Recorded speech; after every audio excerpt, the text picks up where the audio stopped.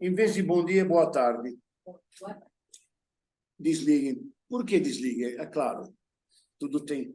Qualquer coisa vocês atendam, por favor, hein? Não brinca, não. É que eu falo desligue porque o Vibracal avisa. Ela é a Nefertiti. Esse aqui é o Tutankhamun. Aí eu estava preso ainda. Então, preso. Uma vez me comentaram, você contrabandeava armas? Aí você era um vendedor de... Pelo menos não era droga, é um tipo de droga diferente, né? Isso. Trocar algumas ideias seria, no caso, não tem nada a ver com o WhatsApp, não tem nada a ver com material complementar, é o objetivo daqui, né? A história da arte, para ser bem entendida, e se tiver qualquer tipo de dúvida, queridas, pergunta. Não tem... Ah, mas é chato. Chato é não perguntar. Pode parecer uma pergunta extremamente simples. O significado de um termo que eu posso usar daqui a pouco. Termo técnico, por exemplo. Pode perguntar, claro. Claro, pode. E aí? O que eu quero dizer é que, por exemplo, Michelangelo, vocês sabem quem é?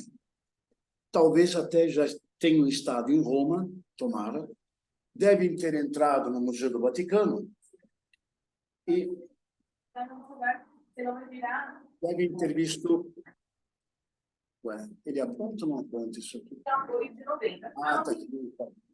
E devem ter visto no teto da Capela Sistina alguma pinturinha lá que ele fez, né? É. Durante 4 anos, mas ele fez aquilo só porque o Papa Júlio II obrigou? Não só. Aquilo é uma mensagem. Aquilo é uma propaganda em prol da igreja. Tem um porquê. Como tem um porquê a parede. O teto é uma coisa, você sabe, é o Gênesis, né? O teto é 1508. A parede é 1528. Qual é a diferença? Curiosidade.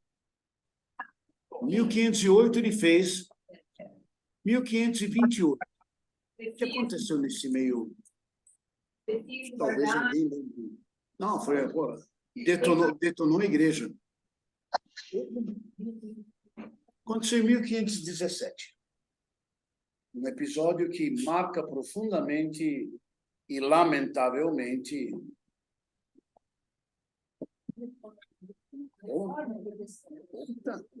Parabéns. Martinho Lutero, que esteve em Roma, ficou desencantado. Com o quê? Com a arte? Não.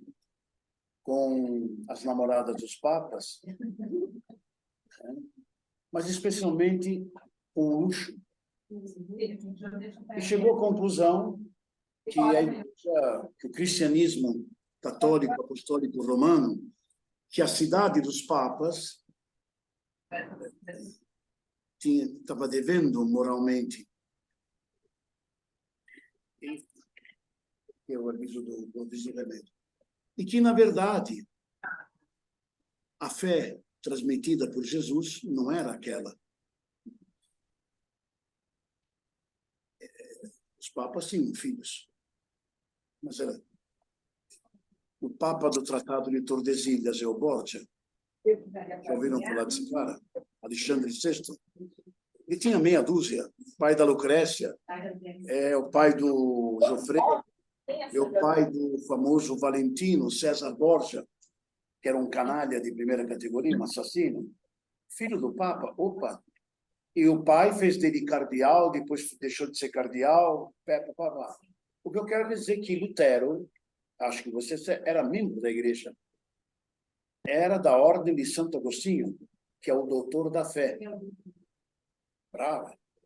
Mata charada, ele dizia, é a fé, não é a esmola, não é comprar o perdão, é a fé que te salva. Seja um pecador, mas no momento confie que Jesus te salva através da tua fé, não de obras de arte ou de...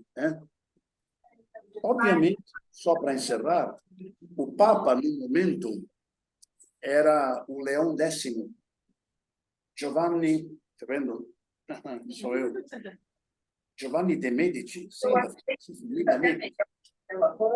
Família Medici teve 3 papas e 2 rainhas da França.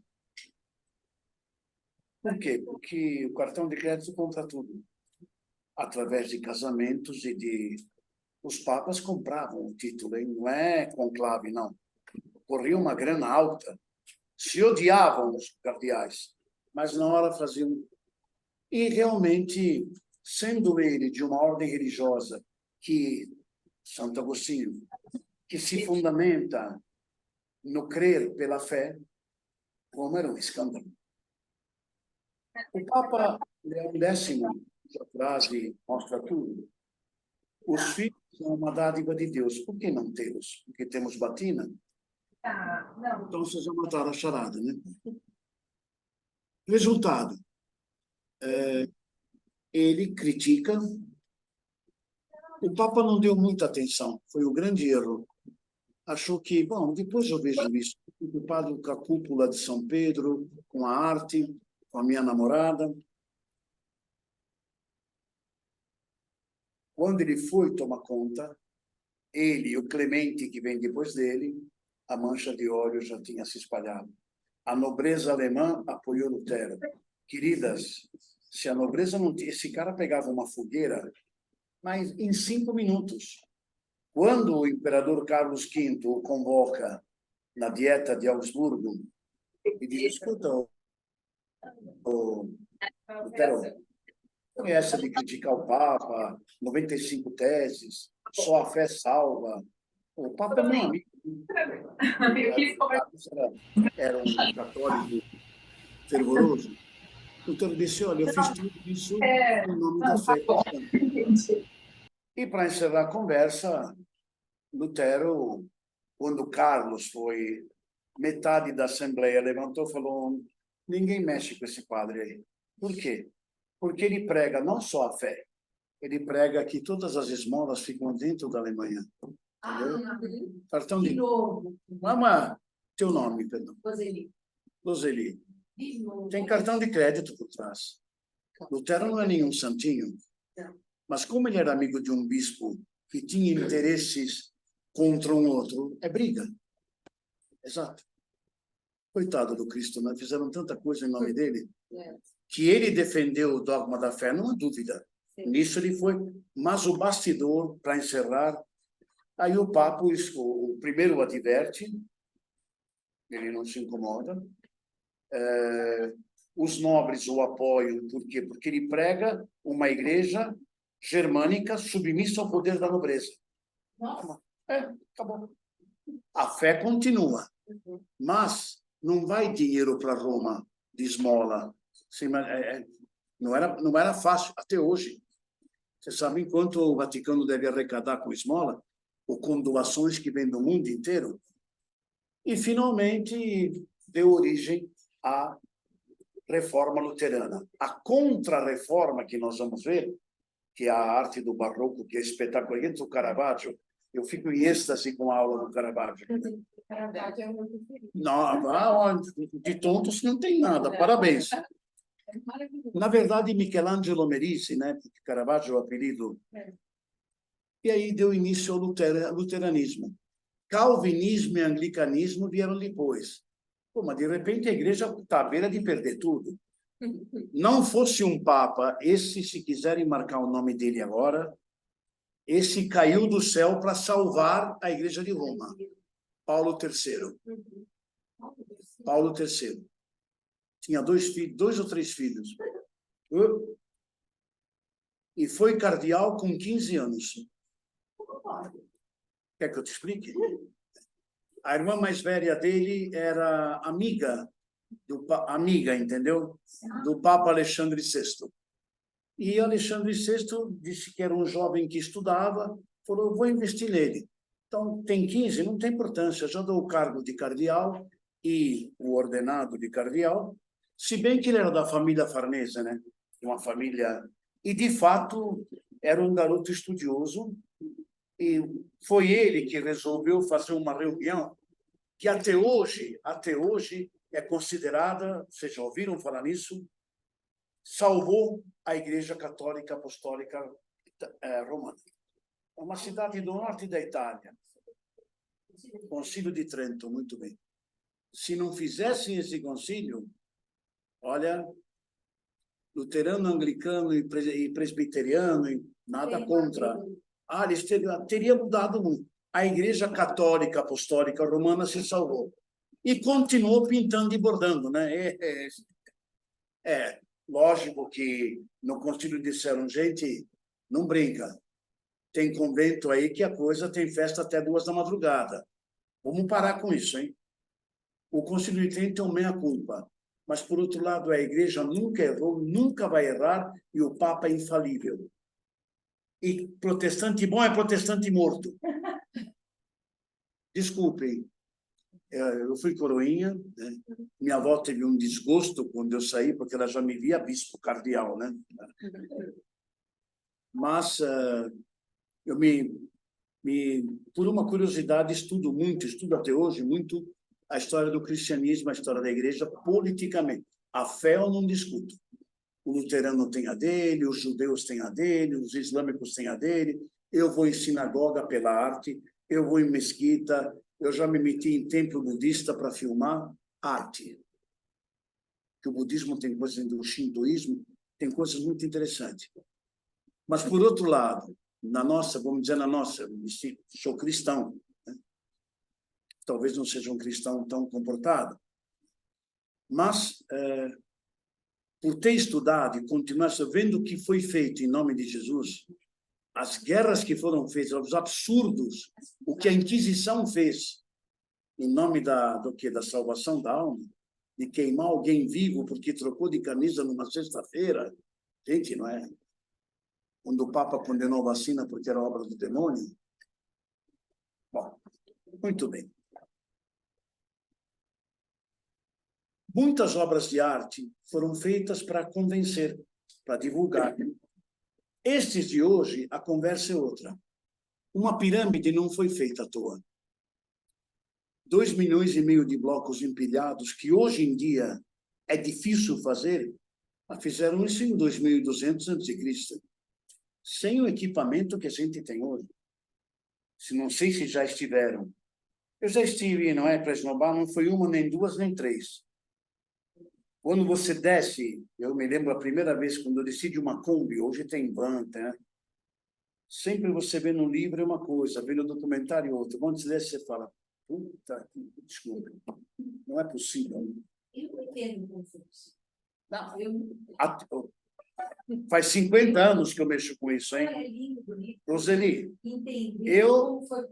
como foi? Existem vários, né? 146 metros. Por isso, hoje não vai dar, mas semana que vem dá, tem um pequeno documentário sobre as pirâmides, né, que nós vamos assistir aqui. Por que você não passa o documentário inteiro? Que são 2 capítulos de 45 minutos cada um, vai a aula inteira.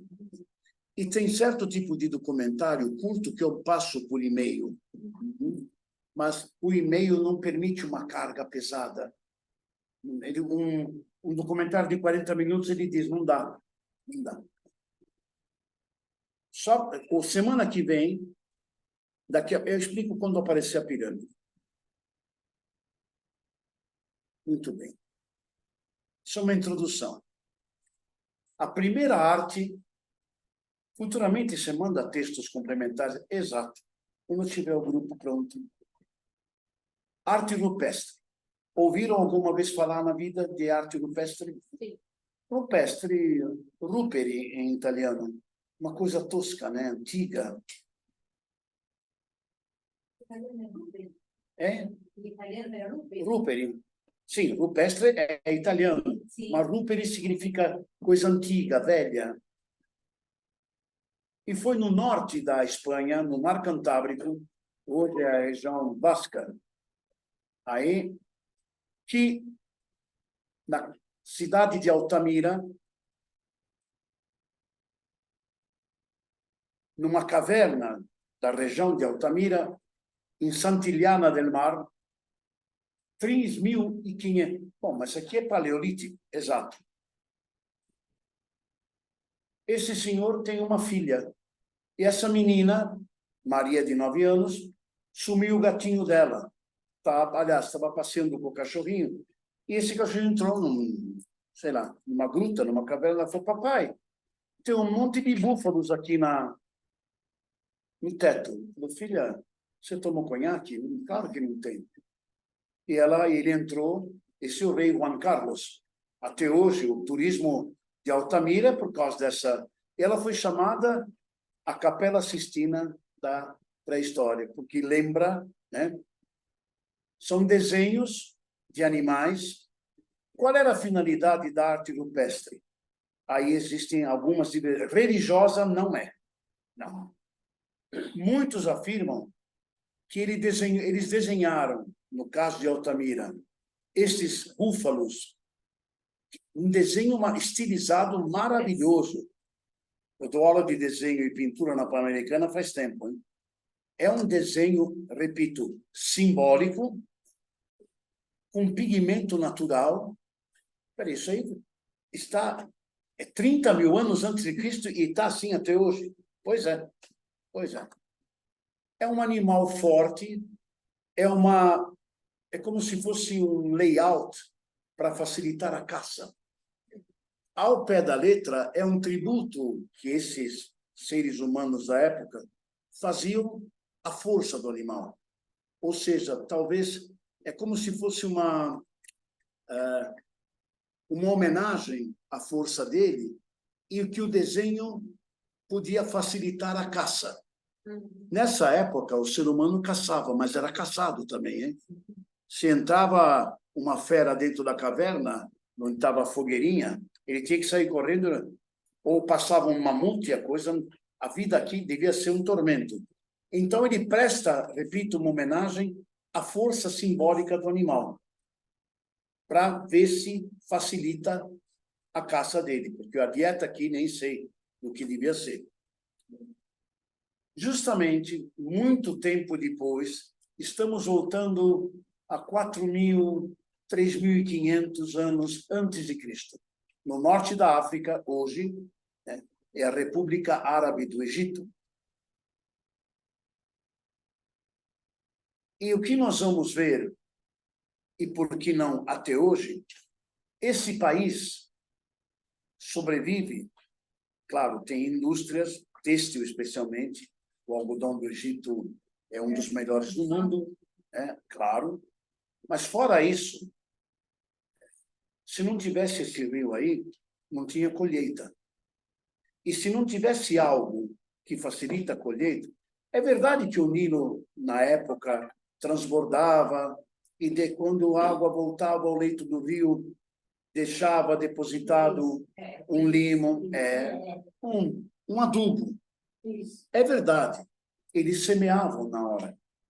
Eu tive a oportunidade de ver, é uma colheita atrás da outra, é um solo extremamente fértil. Queridas, se não acontecesse algo, que a gente vai chegar junto aí, entende bem, não adiantaria jogar semente. E é algo que até hoje existe. Quando a gente joga uma semente, mesmo num vaso, ou a gente faz algo ou não adianta nada. Por exemplo, o delta do Nilo, observem, até hoje tem lugares que usam um nome antigo. Heliópolis, Mênfis, Saqqara, Alexandria, fundada por Alexandre o Grande, Tanis. Esse é, digamos, um resumo do Baixo Egito. O Alto Egito é perto do Sudão. Então, nós vamos voltar a 3.000 antes de Cristo. O Egito é um presente do Nilo. O historiador Heródoto, grego, dizia, e é verdade. Não é foto minha, lógico, né? Vocês estão vendo que são várias aldeias fotografadas à margem do rio. De vez em quando aparece esse nosso amiguinho aqui. Atenção. É esse tipo de material que eu posso mandar. Para quê? Se a gente começar a anotar tudo agora, A semana, quando tiver o grupo, inclusive para quem está acompanhando no Zoom, eu vou precisar do e-mail, do endereço e-mail da Lucila e das outras duas moças, que eu não lembro o nome agora, o Alexandre deve ter, e aí logo eu monto um grupo de Gmail, de e-mail e mando o documento chamado material complementar. Período pré-dinástico, existiam aldeias chamadas nomos. Quem é o nomarca? É o governador, é o prefeito.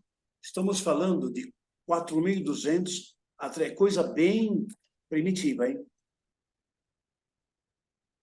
Começou o Antigo Império Egípcio.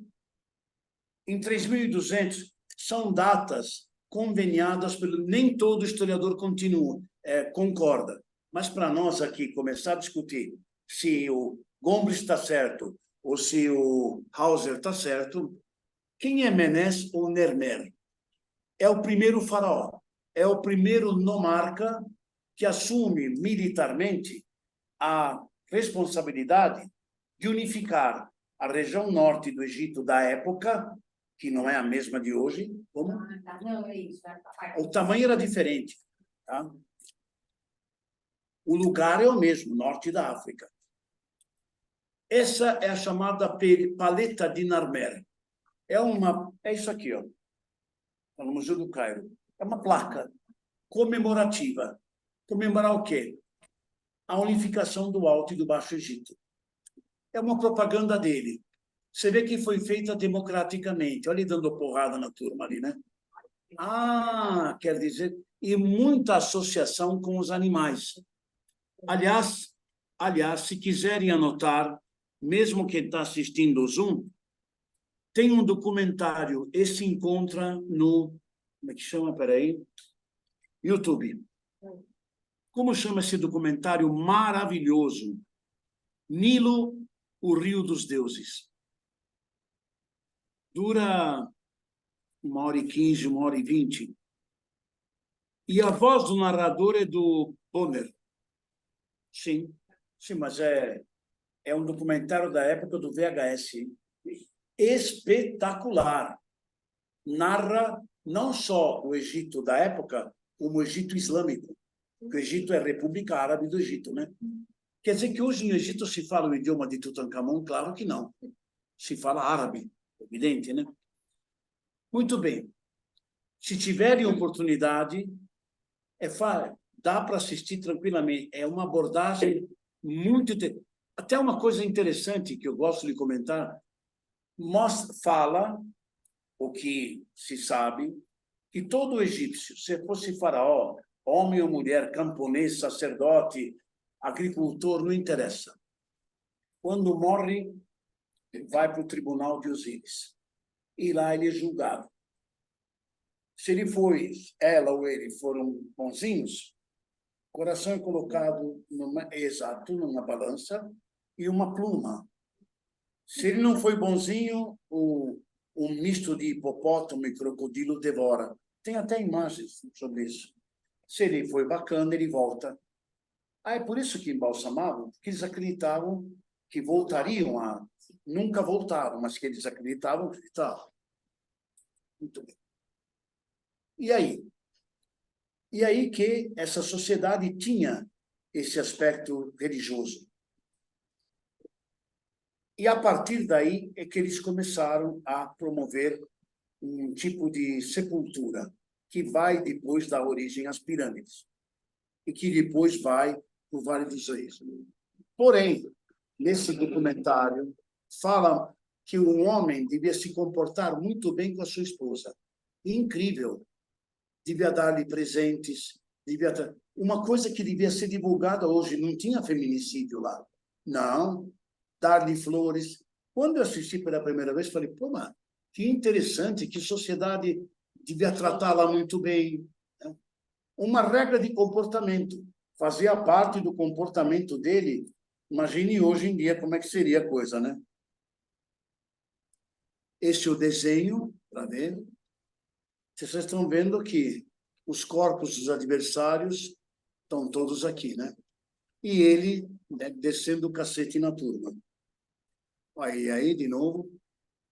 É verdade que tudo isso era colorido, sim, mas todas as esculturas egípcias, gregas e romanas, a maioria era pintada, hein? Ele entrando triunfalmente no Baixo Egito, no norte. Então, a conquista veio de uma aldeia do sul para o delta do Nilo. Por exemplo, Alto Egito e Baixo Egito. É a unificação dessas aldeias.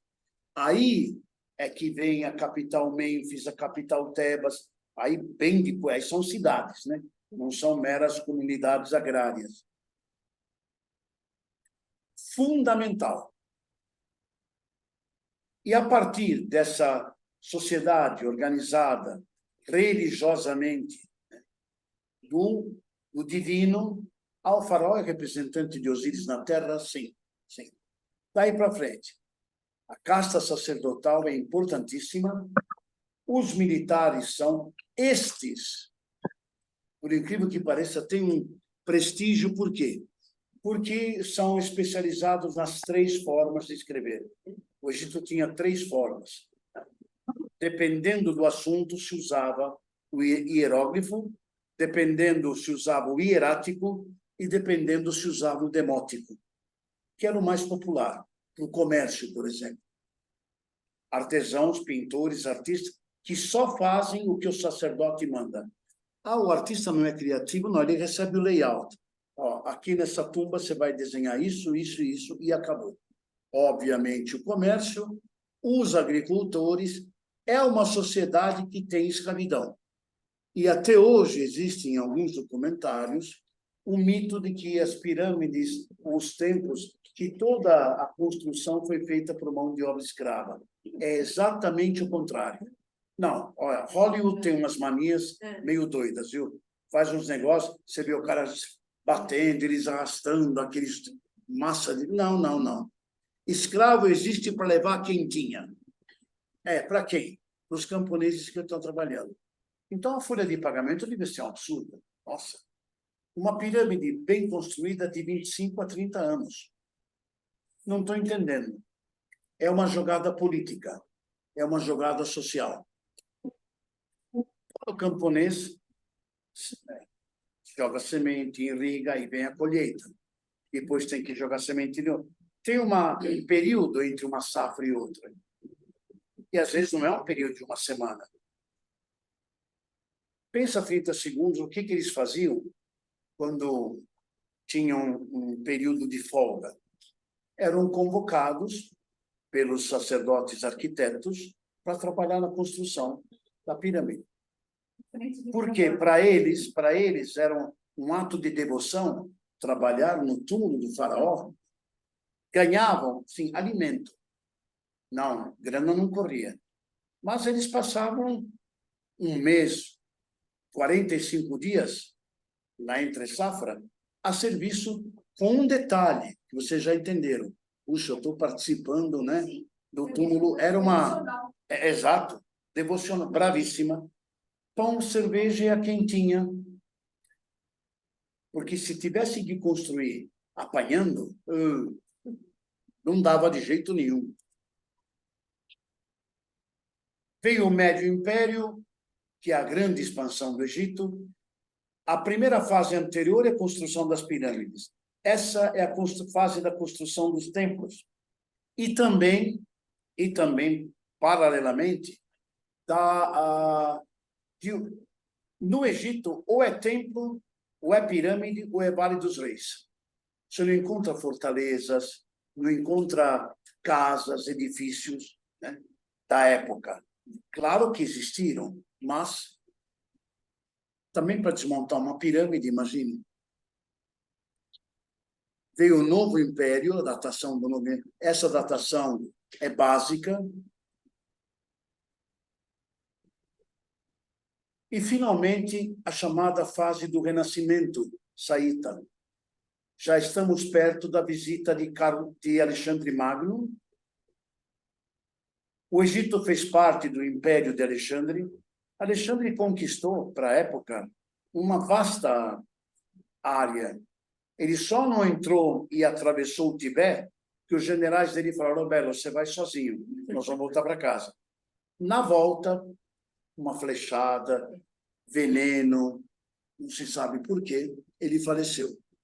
Justamente o império dele foi dividido entre 4 a 5 generais. O general Ptolomeu tomou conta do Egito, por isso que é chamado período ptolemaico. Então, a Cleópatra não é egípcia, é Macedônia. Sim, sim. Porque Alexandre não é grego, é macedônio. Mas os gregos... Por quê? Quem foi o professor de Alexandre? Filipe, o pai dele. Filipe contratou Aristóteles. Então, Alexandre é criado como um grego. Quando os macedônios invadiram a Grécia, Alexandre tinha 16, 17 anos, já era da cavalaria, era o braço direito do pai. O pai foi assassinado depois.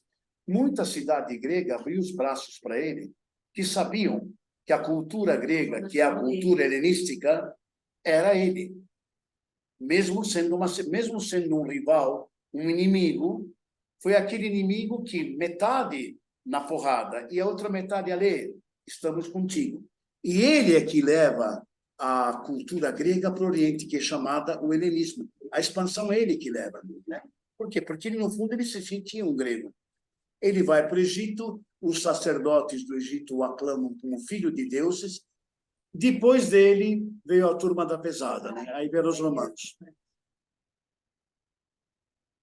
Até depois de Cristo, muito tempo depois, o Egito se tornou uma província romana e foi o grande fornecedor de trigo para Roma. Pelo que eu já vi, Sim. os romanos, eles conquistavam, mas eles só queriam, você produz prata, eu não quero prata. Você produz ouro, eu quero ouro. Eles tributo, admiravam as religiões locais. Em Roma tinha culto egípcio, culto persa, sinagoga judaica. O romano era prático. O romano copiou o grego na cultura, mas no direito e no militarismo não teve igual. E conquistar, o que esses caras conquistaram? Naquela época, fundaram Londres, gente. Né? Que de Roma até Londres tem chão. Na época, acho que levava um ano para chegar até lá. Paris, todas as cidades que nós temos hoje foram deles. Quer dizer, eram comunidades na pré-história, no Paleolítico, né? Como os nomos aqui. E o romano manteve até que um dia cansou. Foi isso mesmo. A administração foi dividir o império em 2 partes. Aí deu o bizantino de um lado, o outro foi invadido pelos bárbaros, e aí surgiu a arte românica maravilhosa. É aí o momento do triunfo da igreja, da arte religiosa cristã, que é espetacular. A arte bizantina, que nós vamos ver, se Deus permitir, né? Porque eu estou vendo que... Opa!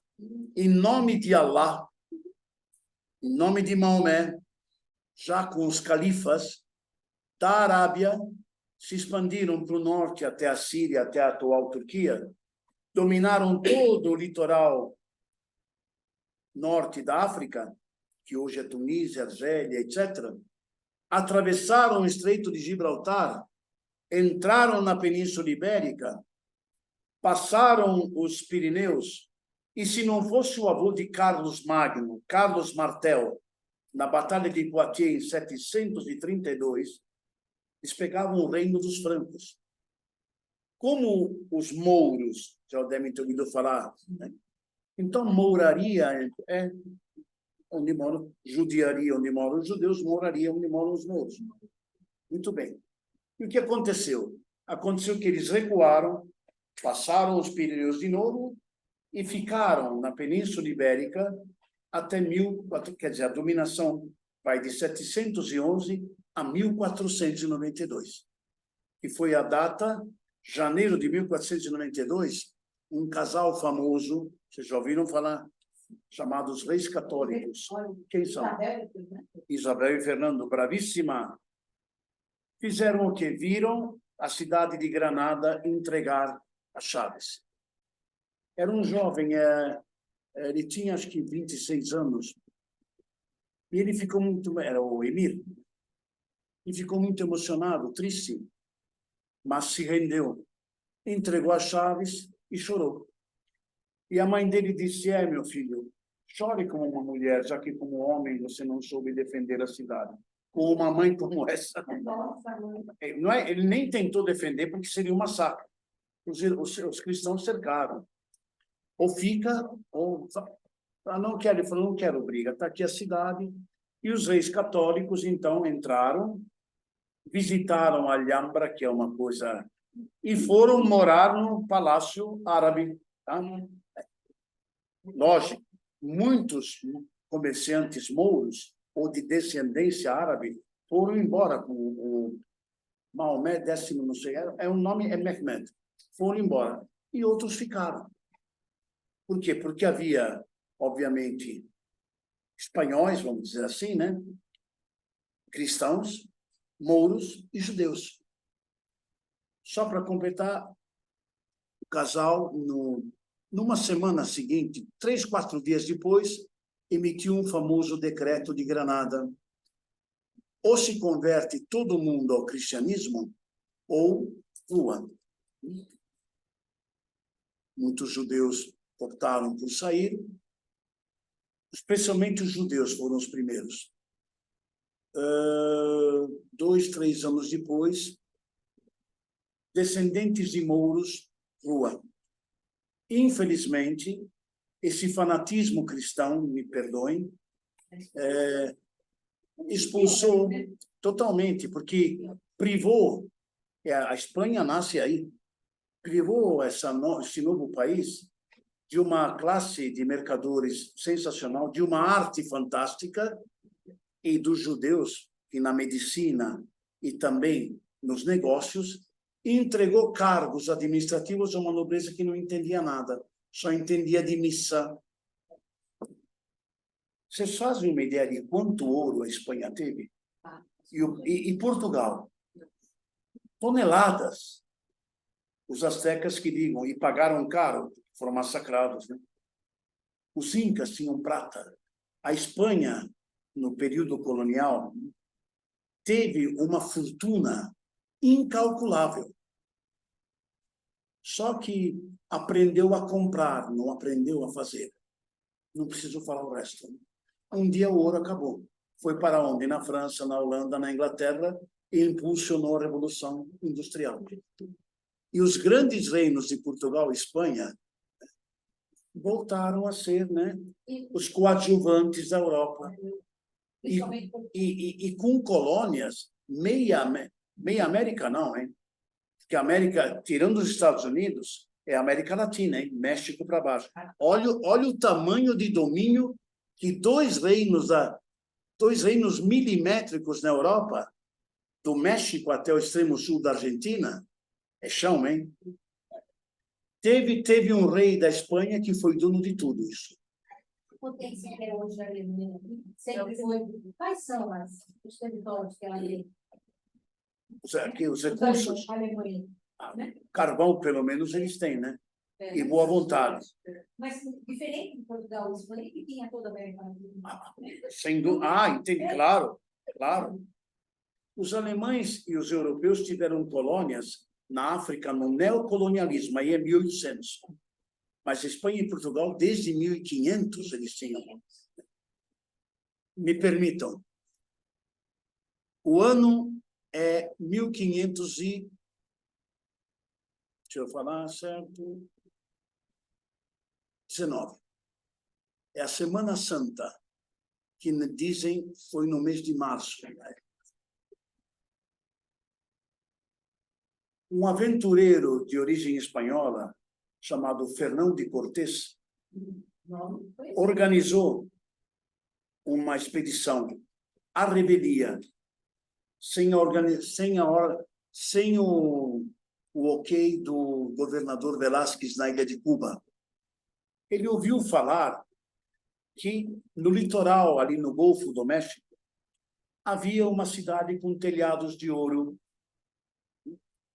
Daí vem a lenda do Eldorado. Ele juntou uma tropa, não estou brincando, hein? Falam de, no máximo, 400 homens. A maioria foi contratada na cadeia. Gente fina. Por outro lado, muitos pensam que a nobreza espanhola, os conquistadores, é gente que não tinha nada a perder. Eram aventureiros de primeira linha, a maioria analfabeto, e a maioria resto de cadeia. Porque para uma expedição dessa, com a munição contada, não sabiam nem para onde iam. Era um convite a sumir. E quantos não devem ter desaparecido?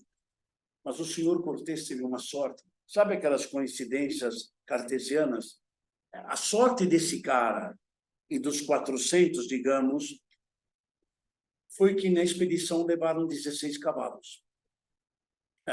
Giovanni deve ter tomado um conhaque no almoço, tá, o reflexo ficou bêbado. Não.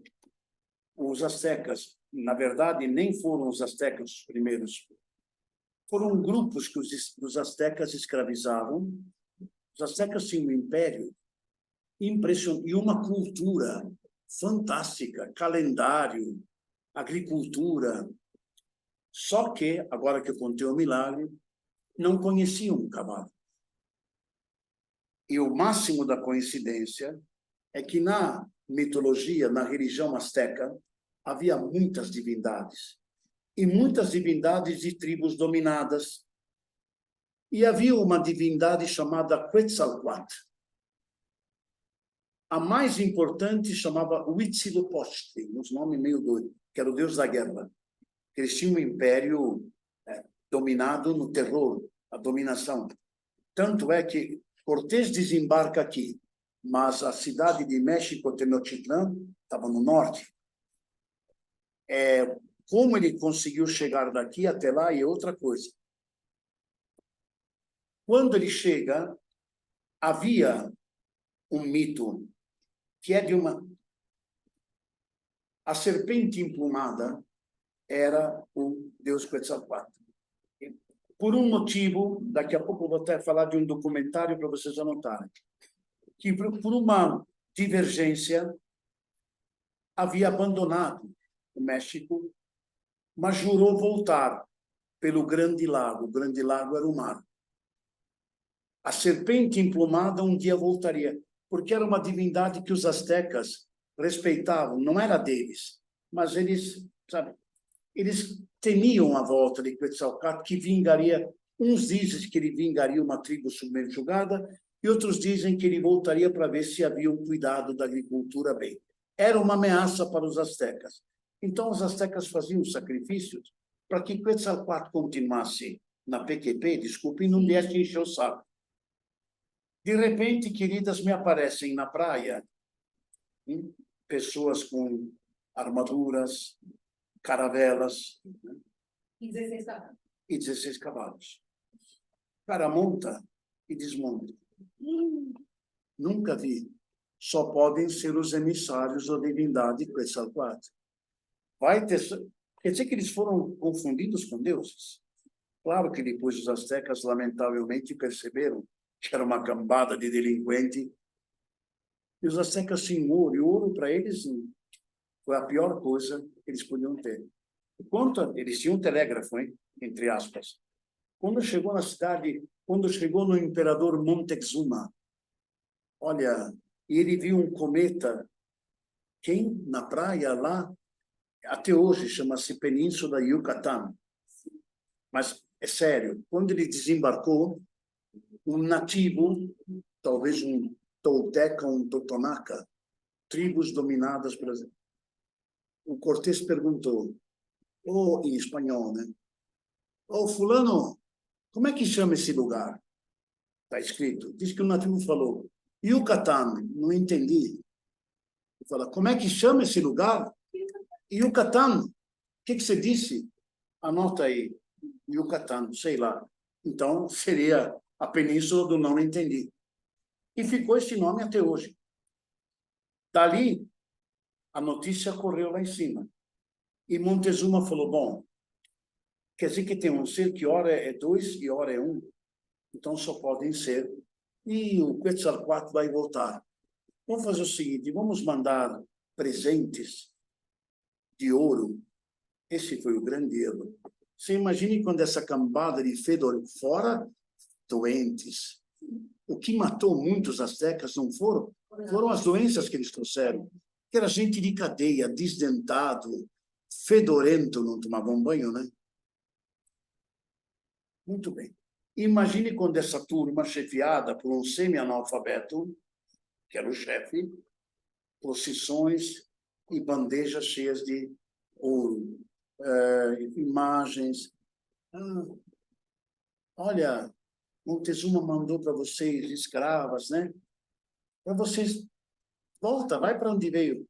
Não, não, ele falou. Agora que eu faço questão, né, de conhecer esse que nos deu esses presentes, porque nós dependemos muito desses presentes. Nossa vida depende. Para o Azteca, eles foram subindo, subindo e fazendo alianças. Um belo dia, o Michael Wood tem um documentário chamado Os Conquistadores, o mesmo do Alexandre, espetacular. Ele vai na cidade do México, numa determinada praça, e pelos documentos ele diz, aqui aconteceu um encontro que marca a história. Montezuma recebeu Cortés, né? E o recebeu, crente que é um emissário, o recebeu com honras, mostrou o santuário para ele, e ele falou, aqui tem sacrifícios humanos para nossa divindade. E o espanhol falou, nós vamos colocar uma Nossa Senhora aqui dentro, entendeu? Impor a nossa religião, porque ficar matando gente, e o Montezuma teria respondido, se eu soubesse que você ia falar isso dos nossos deuses, eu não teria trazido você aqui. De fato, era um lugar onde faziam cheio de sangue, pisavam. Você sabe que eles abriam o cara, tiravam o coração e ofereciam para os deuses. Era um ritual, mas para a religião deles valia.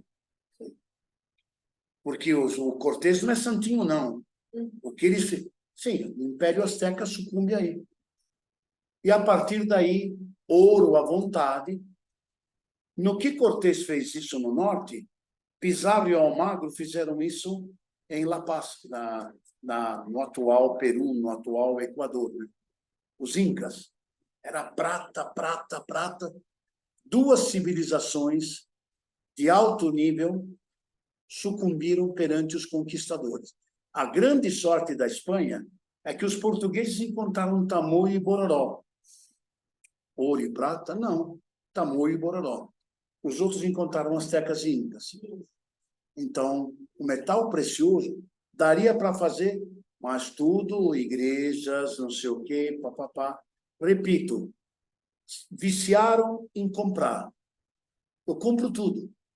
E a França falou, opa, você paga com ouro? Que vendemos tecido, vendemos o que a Espanha quiser, a gente vende. Um dia, se você aprende investe no ouro para aprender a fabricar, é completamente diferente. Voltando aqui. Os árabes, então, dominaram toda a Península Ibérica. Espera aí, eu já passei 4, são 4, é 4h30? É isso? Nós temos, deixa eu perdi, 3 às 4h30, está terminando. Mas me permito continuar um pouco mais, porque a aula vai ter que ser completada no próximo. Vamos estar com uma aula atrasada. Eles estão ouvindo ainda em casa? Todo mundo está ouvindo?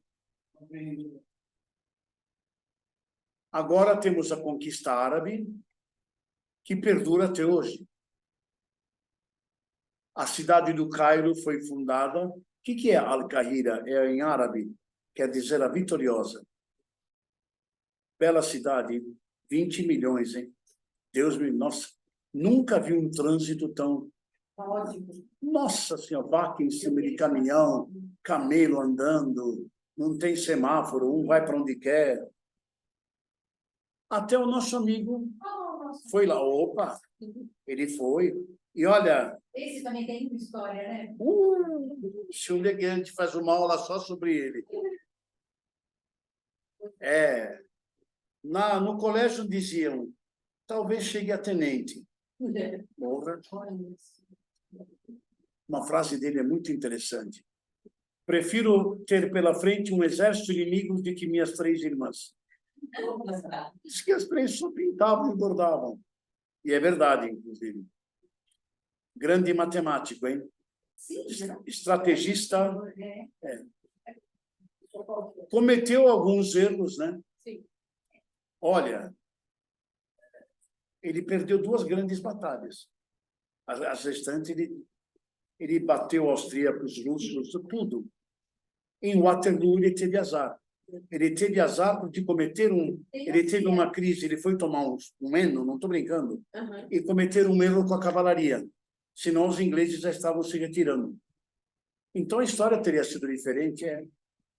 Ele é derrotado na Batalha de Leipzig, vai para a ilha de Elba, no Mediterrâneo, é o primeiro exílio, foge, volta para Paris e enfrenta a Duque de Wellington na Bélgica, na Batalha de Waterloo.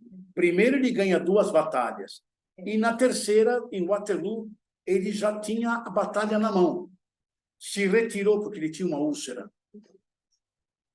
E ele morreu envenenado. Inclusive, hoje se sabe que ele morreu envenenado. Na ilha de Santa Helena. Aí, quando ele volta, cometeram erros e os ingleses conseguiram voltar e enfrentá-lo. E o erro maior foi que os alemães chegaram, 5.000 na cavalaria, e Napoleão não teve... Porque Napoleão já tinha batido os ingleses e ia bater o Blücher. Quando ele viu que esses voltaram, ele teve que se concentrar aqui, e aí ele chamou a velha guarda, que era a tropa de elite. Ou tudo ou nada. Ele é preso pela segunda vez, aí ele vai para a ilha de Santa Helena, que é no meio do Atlântico, no litoral de Angola, no fim do mundo. Ele morre, hoje se sabe, envenenado. Não, é porque tinham medo que ele fugisse de novo. Olha, talvez vocês não saibam, porque não são obrigados a saber. Teve uma revolução no Brasil contra Dom João VI, chamada Revolução Pernambucana de 1817. Não é a Revolução do Frei Caneca, que é depois. A do Frei Caneca é contra Pedro. A de 1817 chegou a mandar emissários para contatar o Napoleão para ele vir controlar a revolta contra Dom João. Por um triz, Napoleão não tinha... Exato, sério. Pediram ajuda aos norte-americanos, que deram ajuda, foram comprar armamento. Tem um bastidor, essa revolução, impressionante.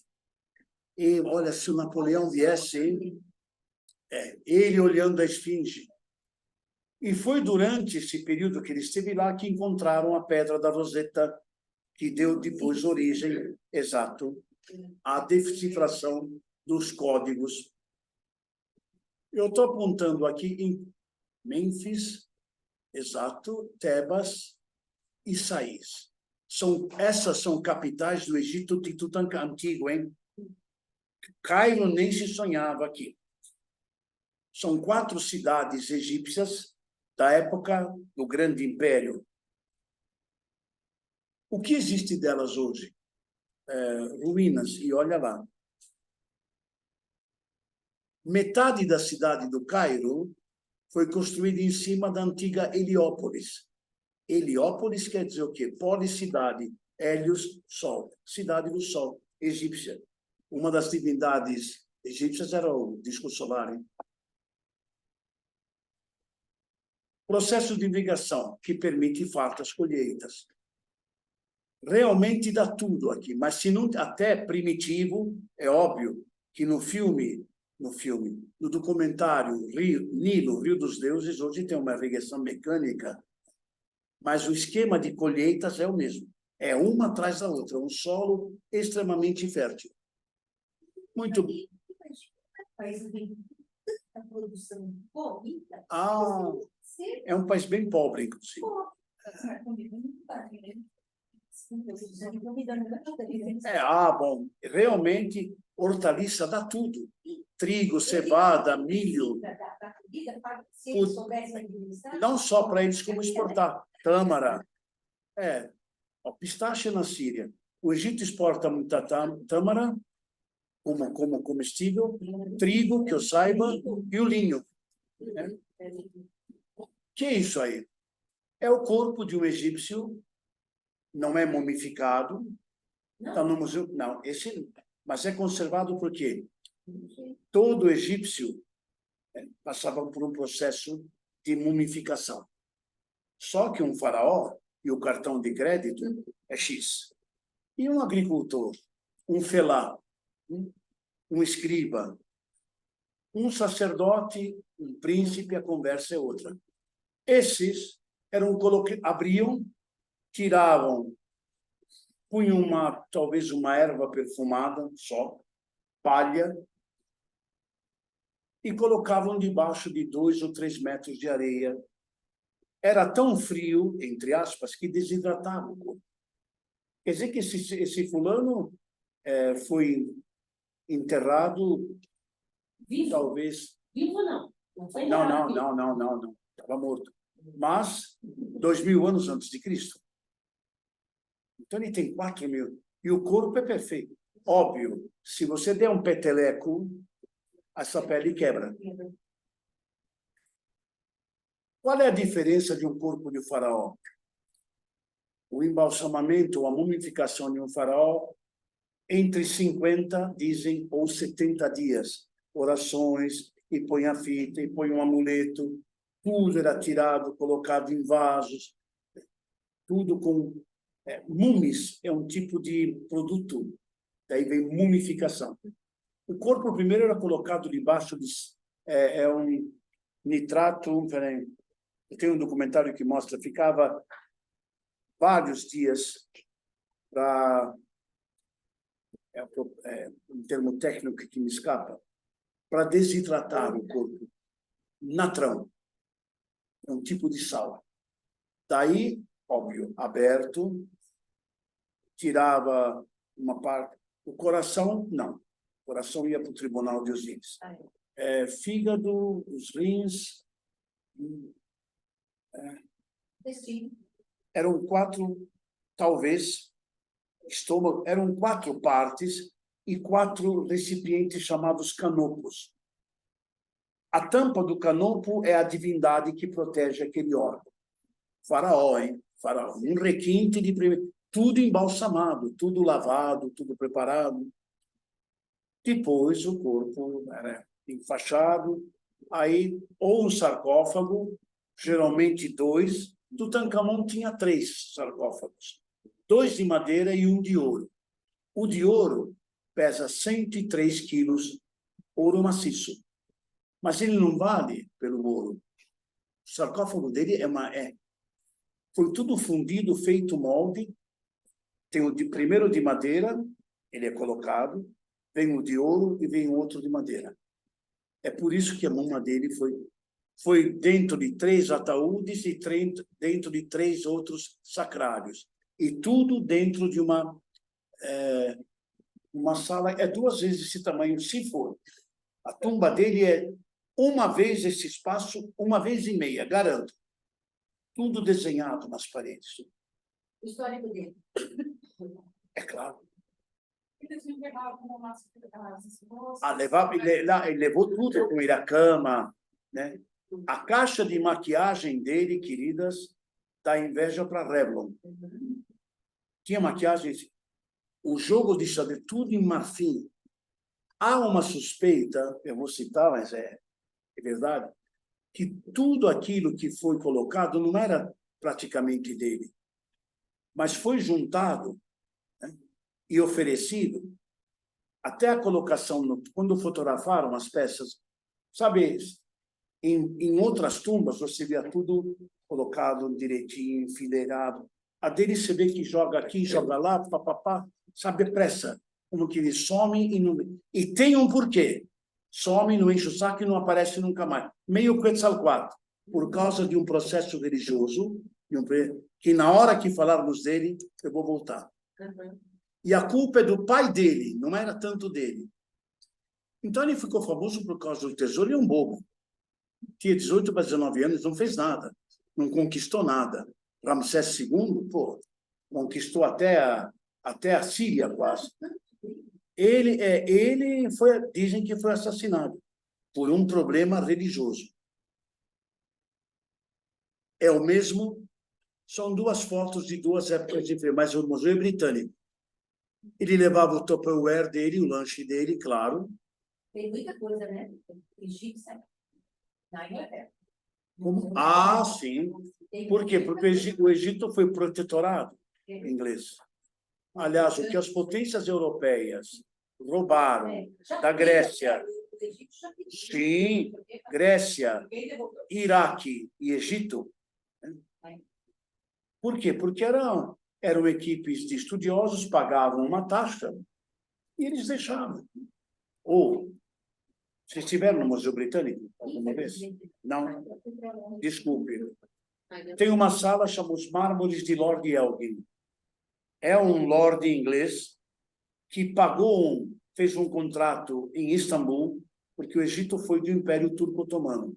E o sultão do Istambul falou, bom, eu vou para Atenas e tem umas coisas lá que, se o senhor me permitir, eu pago uma taxa, eu vou estudar.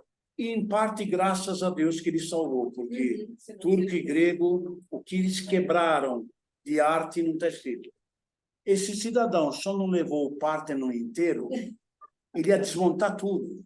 Todas as esculturas do Párteno ele levou, encaixotou, isopor e vendeu por uma fortuna. O negócio da China. E por que o sultão deixou levar? Porque cultura grega para otomana não interessa. Se ele tivesse pedido uma mesquita, opa, mas nem brincando.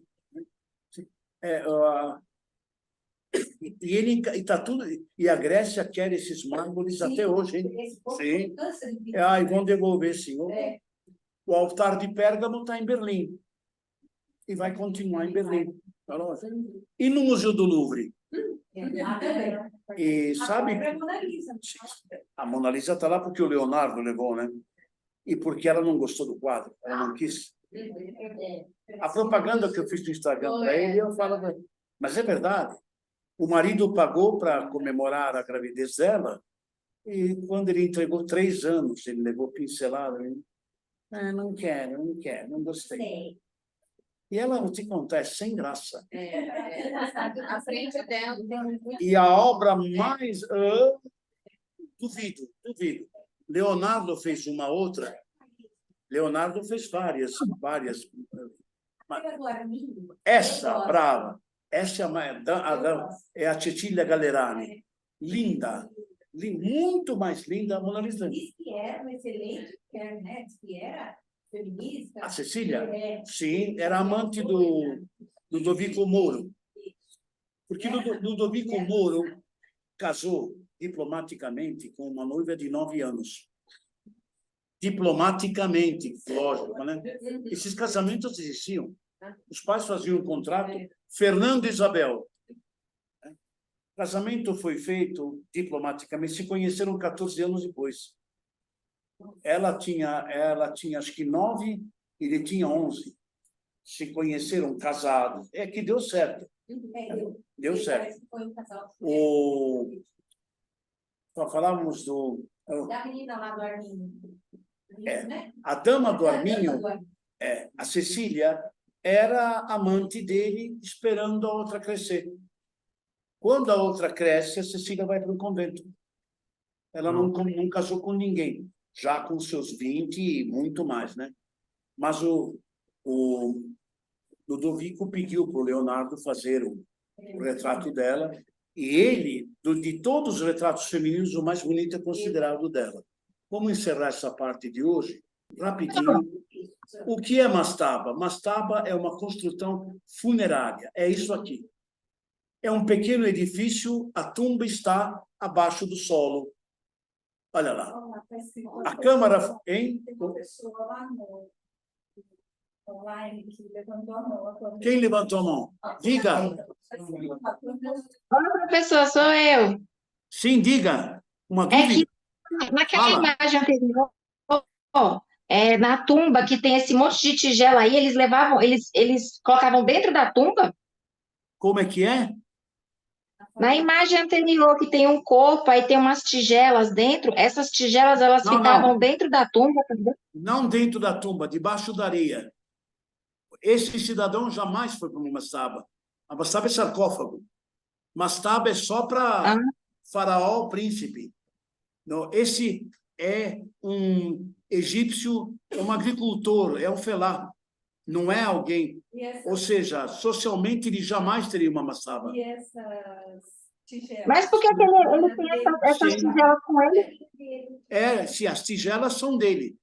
Eles levavam um lanche. É sério. Assim como os faraós também levavam. Só que... Já morreu? Por que morreu? Olha lá. Inclusive, ele foi enterrado... Parece que ele está triste, né? Ele está chorando. Tá. É o mesmo. Deixa eu ver. Só que as fotos são... Essas mascaras. Como? Que tamanho elas têm? Grandes. Bem grande. Depende do cartão de crédito. Uma coisa é certa. Aqui é um pequeno prédio. Olha, a altura disso é 5, 6 metros. O importante é que a câmara funerária geralmente é 7, 8 metros ou 12. É um túnel. Turista não entra na câmara funerária. Ah, mas a Discovery imagine que a Discovery paga para filmar, né? Sim. E dentro dela, nós vamos ver dentro dela tem várias salas onde eram colocados objetos dele ou delas. Esse tem duas, mulher e marido. Olha lá. Esse é um túnel. Provavelmente, você está vendo? Entra dentro, tem a sala, a câmara funerária está logo aí à esquerda. Vamos parar nesse slide, tá? Porque já passamos, né?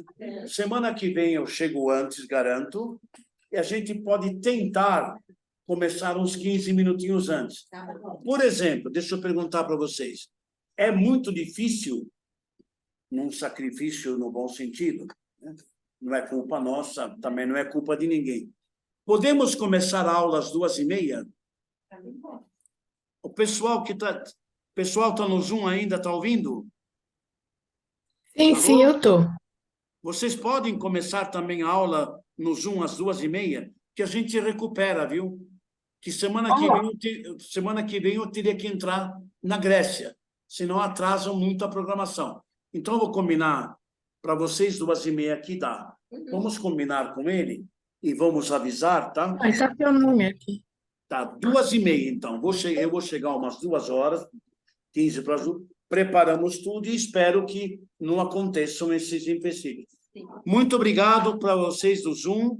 Foi um prazer. Obrigado a todas, queridas. Obrigada.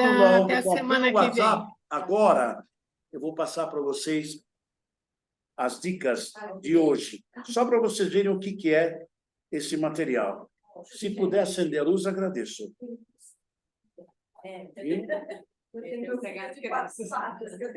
Você tem crianças? Tenho 2. 2? Uma de 4 e um de 2 anos. 2 anos? Uhum.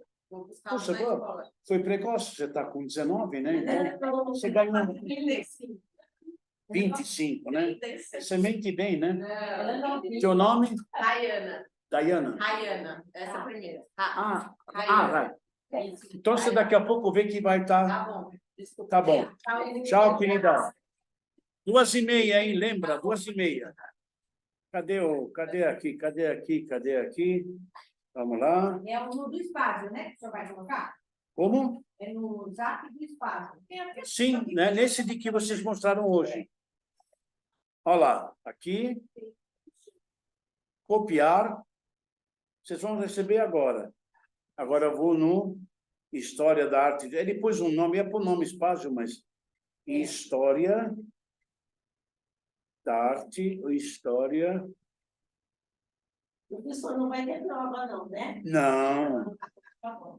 Teve um grupo que uma vez pediu, só para fazer uma avaliação, o que eu posso fazer é uma prova de testes, eu mando pelo... Não, eu mando pelo... Você se diverte, tentam fazer depois, olha, eu acertei tantas. Aí pelo e-mail. Tá, tá. Tchau, gente. Tchau, tchau. Tá. Professor, Oi. depois não tem nada a ver com o curso, mas eu tenho uma curiosidade tão grande de saber por que. Ó, confere, acabei de mandar. É no do Alexandre ou no do Espaço? História da arte, esse que ele criou agora. Ah, História da arte, professor Giovanni. São as dicas de hoje. Hoje à noite, lá pelas 11, chegam as de amanhã. Você dizia, Roseli, o que você falou? Por que essa diferença, essa ciumeira, essa coisa esquisita entre Barcelona e Catalunha? Barcelona e Catalunha? É. Ou Barcelona e Madrid? Você está falando da rivalidade? Se é rivalidade, se é ciúme, se é desgosto, É se é política. bronca, se Vem da época de Fernando e Isabel. Fernando e Isabel. Logo imaginei Era, que fosse dessa quer dizer, época. quando surge o grande prestígio da Espanha, queira ou não, é Castela, Certo. os castelhanos, né? Isso. Aragão. Já o condado da Catalunha, Sim, como o condado das Astúrias, que é o País Basco, sim. sempre foram autônomos. Não gostaram da Não União. gostaram da União, né? Então, É que nem a Itália. A Sicília nunca se considerou anexada. A Sicília, a Cosa Nostra. Por que chama Cosa Nostra? Eles até hoje fazem parte da Itália. Mas não se considera. Fica naquilo, né? Somos sicilianos. Mas não é como. Não. Não é como na A Espanha. rivalidade na Espanha é mais. É um negócio tão esquisito, eu não sei. E as raízes vêm justamente do surgimento. Exato. É o conceito de autonomia.